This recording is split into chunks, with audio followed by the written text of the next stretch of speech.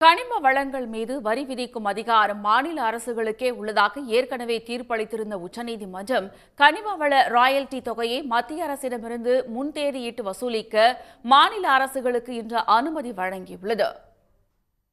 கனிம வளங்கள் மீது வரி விதிக்க மாநில அரசுகளுக்கு அதிகாரம் இல்லை என உத்தரவிடக் கோரி சுரங்க நிறுவனங்கள் மற்றும் குத்தகைதாரர்கள் தொடர்ந்த வழக்கை விசாரித்த உச்சநீதிமன்ற தலைமை நீதிபதி திரு D.Y. சந்திரசூட் தலைமையிலான 9 நீதிபதிகள் அடங்கிய அமர்வு கனிம வளங்களுக்கு வரி விதிக்க மாநில அரசுகளுக்கே அதிகாரம் உள்ளது என கடந்த மாதம் 25ஆம் தேதி தீர்ப்பளித்தது.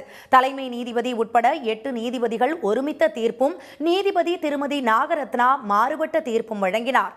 மத்திய அரசு தரும் ராயல்டி என்பது வேறு, மாநிலங்களின் வரி விதிக்கும் அதிகாரம் என்பது வேறு என தீர்ப்பில் நீதிபதிகள் தெரிவித்திருந்தனர்.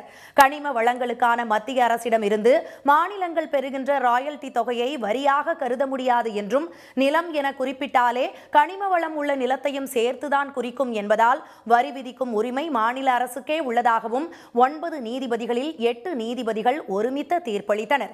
இந்த உத்தரவு இன்று முதல் நடைமுறைக்கு வருகிறதா அல்லது முன்தேதியிட்டு அமல்படுத்தப்படுமா என்பதை தெளிவுபடுத்த வேண்டும் என சொலிசிட்டர் ஜெனரல் திரு துஷார் மேத்தா வேண்டுகோள் விடுத்தார்.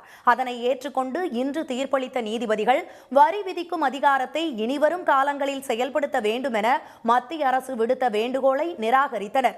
முன்தேதியிட்டுதான் அதனை செயல்படுத்த வேண்டும் என திட்டவட்டமாக தெரிவித்த நீதிபதிகள் 2005ஆம் ஆண்டு ஏப்ரல் 1ஆம் தேதி முதல் கனிம வளங்களுக்கு குத்தகைதாரர்களிடம் மத்திய அரசு வசூலித்த வரி மற்றும் ராயல்டி தொகையை மாநில அரசுகள் பெற்றுக்கொள்ள அனுமதி வழங்கினர்.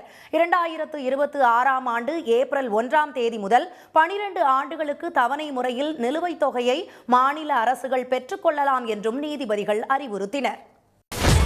சன் நியூஸ் வாட்ஸ்அப் சேனலை ஃபாலோ செய்யுங்கள்.